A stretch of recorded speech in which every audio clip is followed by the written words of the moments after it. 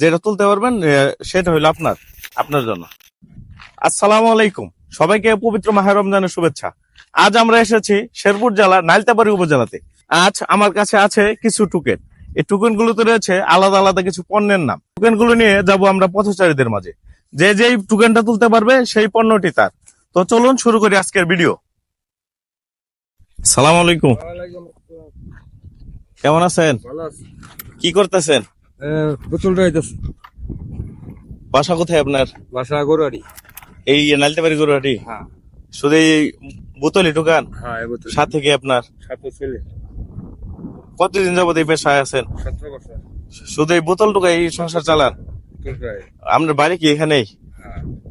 আজ আমরা আসছি, এই আমাদের একটা পেজ আছে, ফেসবুক পেজ আছে, টোকেন আছে।